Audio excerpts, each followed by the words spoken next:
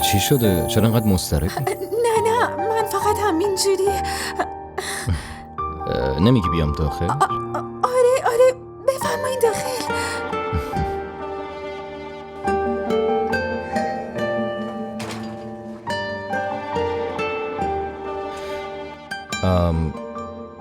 مونا کجاست؟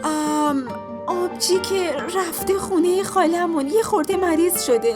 من میرم براتون آب بیارم. بله حتما ثوابتون میشه.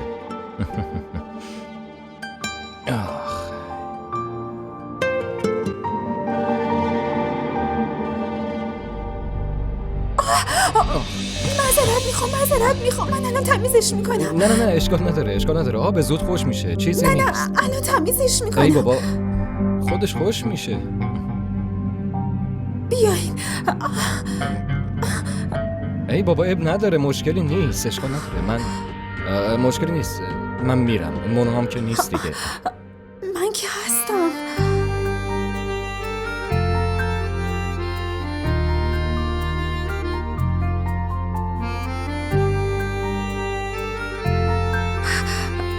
ساعتتون چقدر قشنگه. گرون به نظر میرسه. بله از دبی خریده بودم. آره.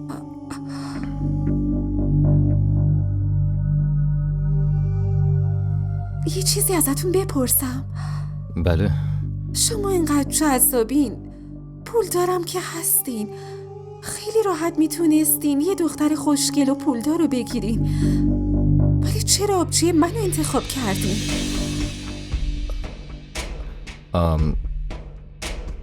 من و مونا خیلی همو میفهمیم و اونم خیلی مراقبمه. دیگه فکر کردم به بهتر از اون نمیتونم پیدا بکنم. حتی منو؟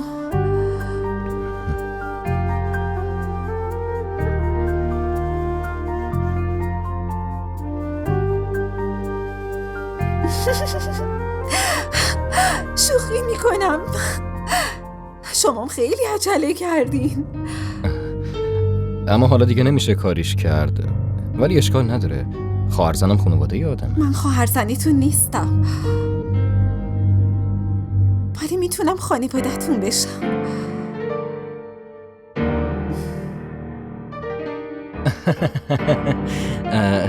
خیلی بامزه‌ای. دارم فکر میکنم بعد از ازدواج چطوری میگذرونین. رفتار آبجی یه جوریه، یه لحظه آبه و یه لحظه آتیش. گاهی اوقات انقدر آتیشی میشه که تموم خونه رو روی سرش میذاره. بعد از فوت مامان و بابام اون رفتارش اینجوری شده. بیچاره. در کل نرماله، اما گاهی کنترلش از دست میده. داری راست میگی؟ اینجوری که به نظر نمیرسه. یه خواهرشو میشناسه نه؟ من ازش مراقبت میکنم. اما مونا هیچ وقت نگفته. تو شرکتم ندیدم با کسی بد رفتاری داشته باشه. میدونی چه میگم؟ چون آبجی دارو مصرف میکنه. در کل که نرماله، فقط گاهی اینجوری میشه. شما واقعا خیلی ساده این. راستی شما به آبجی در این مورد چیزی نگینا. من یهویی از دهنم در رفت. به نظرم نباید بهتون میگفتم. نه ایراد نداره. بالاخره باید میفهمیدم دیگه. حالا این حرفا رو ول کنین. بهم بگین چایی میخورین؟ من براتون درست میکنم. از شما که همین انتظار میشه. داشت غذا که گیرمون نمیاد. خب اینو بهم بگین که به جز بریونی دیگه چه غذایی دوست دارین؟ غذاهای چینی هم دوست دارم. غذای چینی؟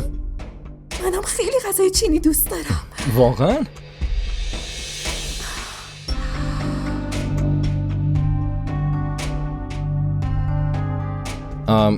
پس حل دیگه. من یه روز شما رو رستوران چینی مورد علاقه میبرم. باور کن غذاهاش خیلی خوشمزه هستن.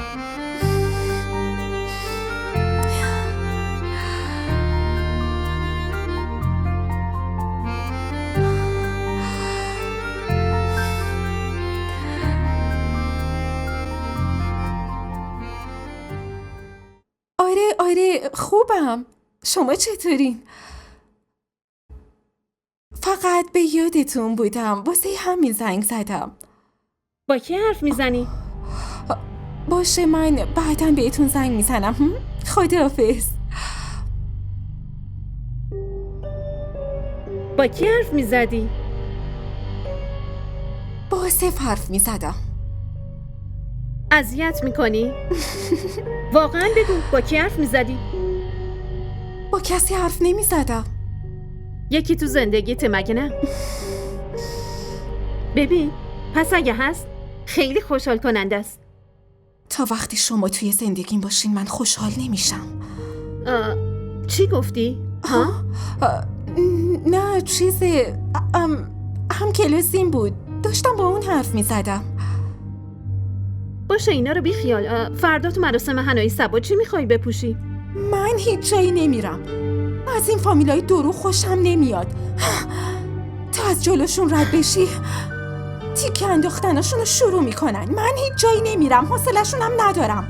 تو مگه حوصله یه چیزی رو هم داری؟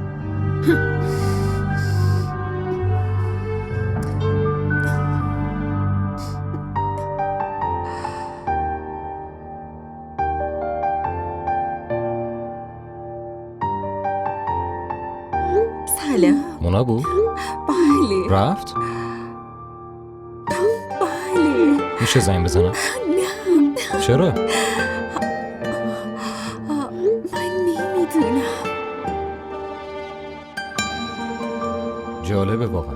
تو اینجوری مریضی اون وقت اون تو رو ول کرده رفته مراسم؟ اون الان باید کنارت می بود. کاش شما میفهمیدین. اون به فکر من نه، به فکر خوشی خودشه.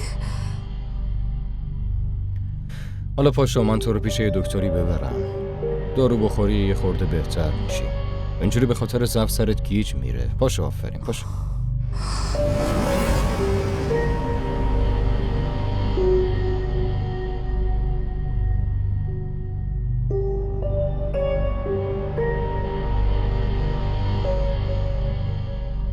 داروی من و شفای من فقط تویی. نمیتونم بدون تو زنده بمونم. اگه به دستت نیارم من میمیرم. این چه حرفیه میزنی؟ غذایی چیزی خوردی؟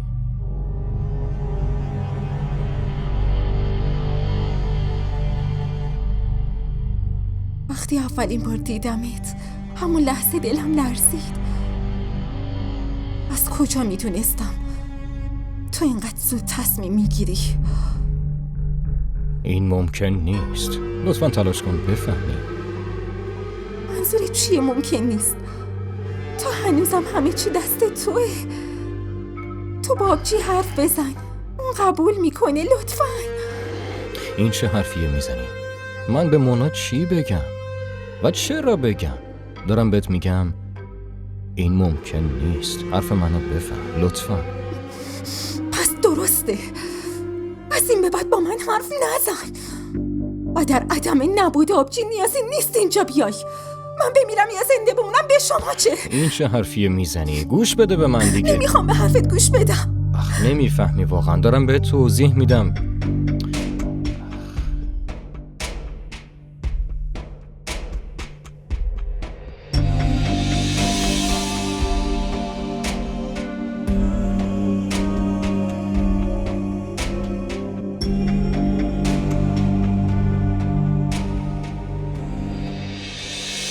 آنا تا الان خوابیده؟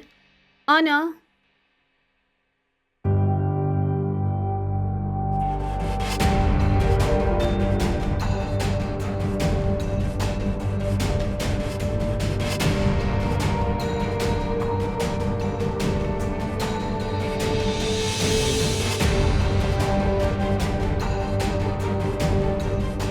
این ساعت این که مال آصفه.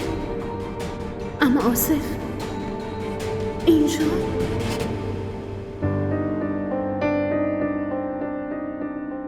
نه. این چطور ممکنه؟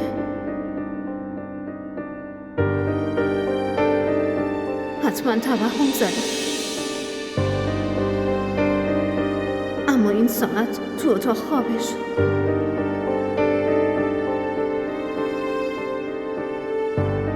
خدایا من چه کار کنم؟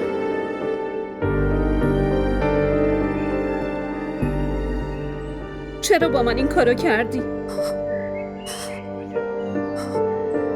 بگو. مگه چی برات کم گذاشتم؟ چرا منو تو این موقعیت گذاشتی؟ من شما رو تو این موقعیت قرار ندادم. وقتی آصف رو دیدم کم کم عاشقش شدم. اما از کجا میدونستم که به جای خوشحالی من خوشحالی خودتو ترجیح میدی؟ به فکر خوشحالی تو بودم که تا الان ازدواج نکردم. اگه ازدواج میکردم پس کی مواظبت میبود؟ اما امروزم من از خوشحالی تو خوشحال میشم.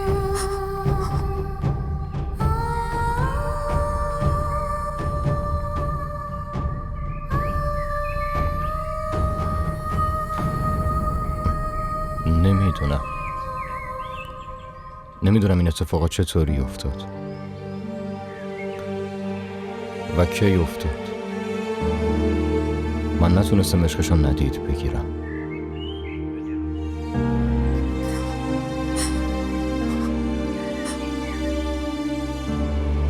اگه ممکنه منو ببخش لطفا.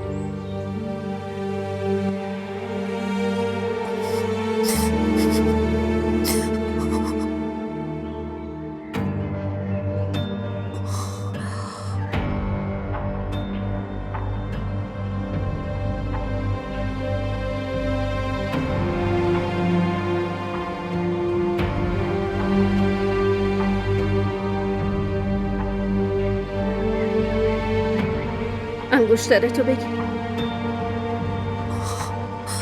دیگه مال من نیست، مال آنست.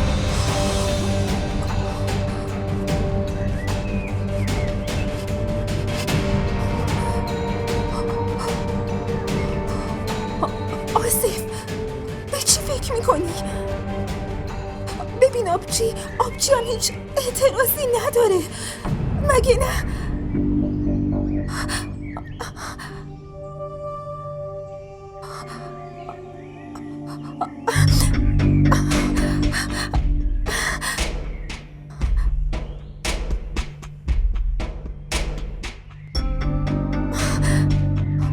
دستم کن.